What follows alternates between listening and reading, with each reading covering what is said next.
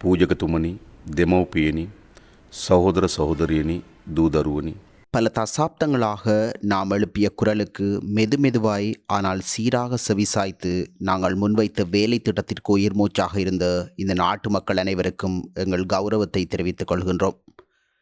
எங்கள் வேலை திட்டத்தில் உடன்படாத தரப்பினர் கூட நாங்கள் அடைந்த வெற்றியால் மகிழ்ச்சி அடைந்தால் மாத்திரமே நீங்கள் அளித்த இந்த வெற்றி மேலும் பலமானதாக இருக்கும் என்று நாங்கள் நம்புகின்றோம். எனவே இந்த வெற்றியின் உரிமையை நம் நாட்டின் அனைத்து மக்களுக்கும் அர்ப்பணிக்க விரும்புகின்றேன். நமது அரசியல் இயக்கத்தின் மீது நம்பிக்கை வைத்து பல்வேறு அவதூறுகளையும் பொய்யான திரிவுபடுத்தப்பட்ட தகவல்களையும் ஒதுக்கிவிட்டு புதிய பரிசோதனைக்கு அஞ்சாமல் எமது அரசியல் இயக்கத்திற்கு நமது நாட்டின் ஆட்சி அதிகாரத்தை வழங்கும் அளவிற்கு பெரும் உறுதியுடன் இருந்த பிரஜைகள் உட்பட அனைத்து மக்களுக்கும் இந்த நாட்டை கட்டியெழுப்பும் பணிக்கு தோள் கொடுப்பதற்கான பலம் இருக்கும் என நாங்கள் நம்புகின்றோம். இந்த வெற்றிக்காக எமக்கு முன்னரும் எங்களுடனும் பலவிதமான தியாகங்களை செய்த, சில சமயங்களில் தங்கள் உயிரை கூட தியாகம் செய்த பல தலைமுறைகளின் விலை மதிப்பற்ற ஆண்கள் மற்றும் பெண்கள் அனைவரையும் நாங்கள் மரியாதையுடன் நினைவு கூறுகின்றோம். இந்த வெற்றியையும் அதன் மூலம் கட்டியெழுப்பப்படும் வளமான நாட்டையும் அவர்களுக்கு அளிக்கும் கௌரவமாகவே நான் கருதுகின்றேன். இந்த நாட்டை கட்டியெழுப்புவதற்கான பங்கை கூட்டுச் செயற்பாடாக நிறைவேற்றும் திறன் எமக்கு உள்ளது. அதற்காக மிக தகுதியான குழு எங்களிடம் உள்ளது. நம் அனைவருக்கும் அது குறித்த முழுமையான உறுதிப்பாடும் உள்ளது. நாம் எதிர்பார்க்கும் மாற்றத்தை ஏற்படுத்த எத்தகைய மாற்றத்தையும் மேற்கொள்வதற்கு முன்னதாக பொருளாதாரத்தை நிரந்தரமான நிலைக்கு உயர்த்துவது அவசியம் என நாம் நம்புகின்றோம். அதற்காக நீண்டகால மத்திய கால திட்டங்களை தயாரிப்பதற்கு பின்பற்ற வேண்டிய துரித பொருளாதார செயற்பாடுகளின் ஊடாக குறுங்கால ஸ்திர நிலையை ஏற்படுத்த நாம் நடவடிக்கை எடுப்போம். நாம் எதிர்பார்க்கும் மாற்றத்திற்காக குறிப்பிட்ட காலப்பகுதிக்குள் பல நடவடிக்கைகளை மேற்கொள்ள வேண்டும். ஆனால் அவை அனைத்தும் தற்போதைய பொருளாதாரத்தில் ஸ்திர நிலையையும் நம்பிக்கையையும் கட்டியெழுப்புவதில் மாத்திரமே தங்கியுள்ளது. இதற்காக சர்வதேச நாணய நிதியத்துடன் துரிதமாக பேச்சுவார்த்தை ஆரம்பித்து நீடிக்கப்பட்ட கடன் வசதியுடன் தொடர்புள்ள விடயங்களை தொடர்ந்து முன்னெடுக்க நாம் எதிர்பார்க்கின்றோம். கடன் மறுசீரமைப்பு திட்டத்தை முன்னெடுத்து செல்வதற்காக சம்பந்தப்பட்ட கடன் தரப்பினர்களுடன் பேச்சுவார்த்தை நடாத்தி அது தொடர்பான பணிகளை விரைவில் நிறைவு செய்து உரிய கடன் நிவாரணத்தை பெறுவதற்கு நாங்கள் நடவடிக்கை எடுப்போம். அதற்கு இந்த நாட்டு மக்களைப் போலவே சர்வதேச சமூகத்தினதும் ஆதரவையும் பெற முடியும் என நம்புகின்றோம். இந்த ஒத்துழைப்பின் மூலம் இந்த கூட்டு முயற்சியில் வெற்றி பெற முடியும் என எதிர்பார்க்கின்றோம். எமக்கு அதிகாரத்தை கையளிக்கையில் மாற்றம் ஏற்படுத்த வேண்டும் என்ற எண்ணக்கருவி மக்களிடத்தில் ஆழமாக பதிந்திருந்தது. மாற்றம் என எமது நாட்டு மக்கள் கருதுவது அரசியல் முறைமையில் காணப்படும் அனைத்து விதமான மோசமான பண்புகளை மாற்றுவதாகும். தற்போது அது நிரூபணமாகியுள்ளது. இந்த நாட்டில் நடைபெற்ற அனைத்து விதமான தேர்தல்களையும் நோக்கினால் தேர்தலுக்கு பின்னரான எந்த வன்முறை சம்பவமும் நடைபெறாத ஒரே ஒரு தேர்தலாக நாம் வெற்றியீட்டிய ஜனநாயக தேர்தலாக வரலாற்றில் நினைக்க முடிந்துள்ளது.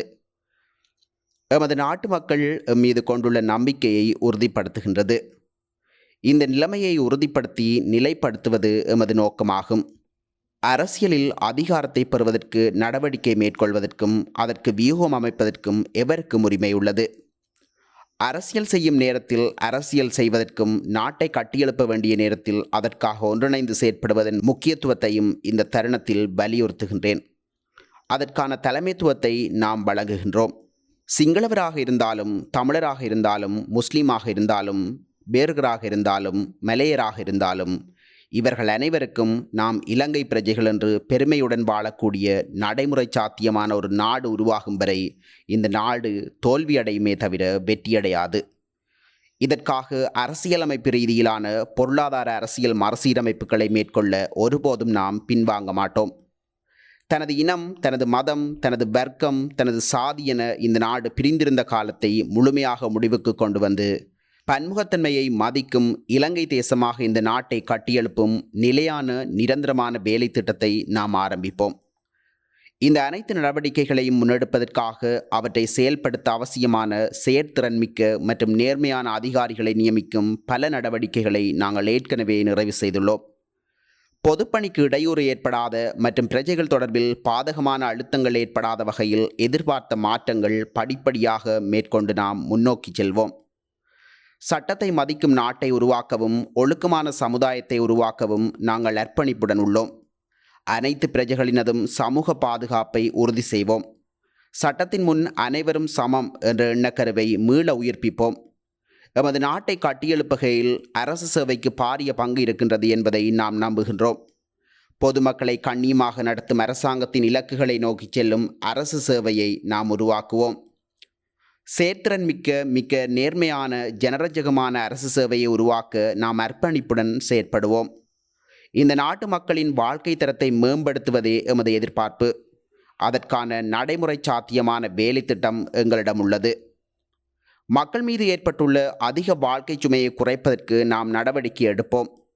இந்த நாட்டில் உள்ள ஒவ்வொரு தாய்க்கும் தந்தைக்கும் தங்கள் பிள்ளைகளின் எதிர்காலத்தை பற்றி கவலைப்படும் நிலை ஏற்பட இடமளிக்க மாட்டோம். தமது பிள்ளைக்கு நல்ல பாடசாலை மற்றும் சிறந்த கல்வியை வழங்க அந்த ஒவ்வொரு பெற்றோருக்கும் உரிமை உண்டு. அனைத்து பிள்ளைகளுக்கும் சிறந்த கல்வியை வழங்கவும் அடுத்த தலைமுறையை பாதுகாக்கவும் நாம் அர்ப்பணிப்புடன் உள்ளோம்.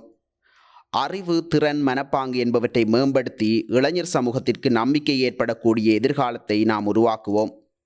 எந்த நாட்டிற்கு நாம் சென்றாலும் விமான நிலையத்தின் தன்மையை வைத்து அந்த நாடு குறித்து ஒரு கண்ணோட்டத்தை உருவாக்க முடியும்.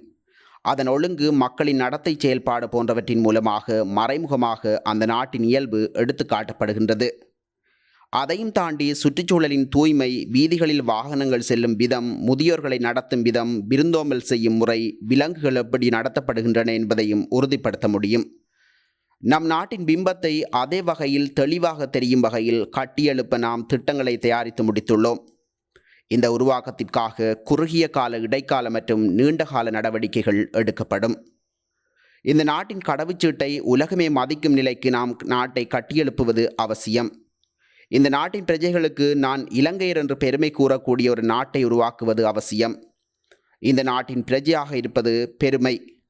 நம் நாட்டு மக்கள் இதனை உணரும் வகையில் இந்த நாட்டை உருவாக்குவது அவசியம். அதற்கு உங்களின் கூட்டு பங்களிப்பு தேவை. அனைத்து பிரஜைகளுக்கும் சமூக நீதியை நிறைவேற்றும் அரசொன்றை உருவாக்க நாம் பொறுப்புடன் பங்களிக்கின்றோம். அறிவு, திறன்கள், கல்வி மற்றும் தொழில் முனைவு ஆகியவற்றை ஊக்குவிக்கும் வேலை திட்டத்தின் மூலம் எமது சிறுவர்கள் மற்றும் இளைஞர்கள் சந்ததிக்கு நம்பகரமான எதிர்காலத்தை நாம் கட்டியெழுப்புவோம். எமது நாட்டின் சனத்தொகையில் 52% தாண்டிய பெண்கள் சமூகம் இந்த நாட்டின் பொருளாதாரம் மற்றும் சமூக செயற்பாட்டிற்கு பெரும் பங்களிப்பை செய்யும் குழுவாகும். பெண்கள் பிரதிநிதித்துவம் தொடர்பாக அனைவரும் ஒன்றிணைந்து எடுக்கக்கூடிய நடவடிக்கைகளுக்கு நாம் செல்வோம். சகல நிறுவனங்களிலும் பெண்கள் பிரதிநிதித்துவத்தை பலப்படுத்துவதற்கு நாம் செயற்படுவோம். அதற்காக எமது அர்ப்பணிப்பின் முன்னுதாரணத்தை வெளிப்படுத்தும் வகையில் ஏற்கனவே எமது பிரதமர் பதவிக்கு பெண்ணொருவரை நியமித்துள்ளோம். எமது சனத்தொகையில் பெருந்தொகையானோர் ஊனமுற்று விசேட சமூக பாதுகாப்பு கிடைக்க வேண்டியவர்களாகும். அவர்களுக்காக பலமான சமூக பாதுகாப்பு கட்டமைப்பொன்றை நாம் திட்டமிட்டுள்ளதோடு அதன் குறுங்கால நடவடிக்கையை விரைவாக ஆரம்பிப்போம். நாம் செல்லும் பயணத்தில் சமூக கட்டமைப்பின் எந்த ஒரு பகுதியையும் கைவிடப் போவதில்லை. இதற்கு நாம் பொறுப்பு கூறுகின்றோம். ஒவ்வொருவரினதும் தனித்துவத்திற்கு மதிப்பளித்து அவற்றை நாட்டின் முன்னேற்றத்திற்காக சாதகமான முறையில் பயன்படுத்தி கொள்ள எமது பங்களிப்பை வழங்குவோம். மக்களிறைமைக்கு மதிப்பளிக்கும் அதே நேரம் அவர்களின் ஜனநாயக உரிமைகளை பாதுகாப்பதற்காக அர்ப்பணிப்போம். மீதான சந்தேகம் காரணமாக நிச்சயமற்ற நபர்கள் இருப்பதை நாம் அறிவோம். எனது செயற்பாடுகளினூடாக உங்கள் நம்பிக்கையை வெல்ல எதிர்பார்த்திருக்கின்றேன். உங்களுடைய விமர்சனங்களை பொருத்தமான தருணத்தில் ஏற்றுக்கொள்வேன். அதைப்போல நாங்கள் கட்டியெழுப்ப போகும் எதிர்காலத்தின் பங்குதாரர்களாக உங்களை வலுவூட்டுவோம். எமக்கிடையில் காணப்படும் வேறுபாடுகளை களைய முடியுமானால் நமக்கிடையிலான இலக்கு சமனானவை என நீங்கள் உணர்ந்து கொள்வீர்கள் என நான் நம்புகின்றேன். இதனூடாக நாடு முகங்கொடுத்துள்ள நெருக்கடியை ஏற்றுக்கொள்ளவும் அதனூடாக முன்னோக்கி செல்வதற்கு தேவையான மூலோபாயங்களை இணைத்து திட்டமிடவும் முடியும். இந்த நாட்டை கட்டியெழுப்புவதற்காக காத்திரமாகவும் நேர்மையாகவும் இணையும் அனைவருக்கும் எமது கதவுகள் திறந்துள்ளன. மக்களின் ஆணைக்கமைவான பாராளுமன்றம் ஒன்று அவசியப்படுகின்றது. இறுதியாக இருந்த பாராளுமன்றம் மக்கள் ஆணையை திரிவுபடுத்தியதாக காணப்பட்டது. அதனால் நேற்றைய தினம் பாராளுமன்றத்தை கலைக்க நடவடிக்கை எடுத்தேன்.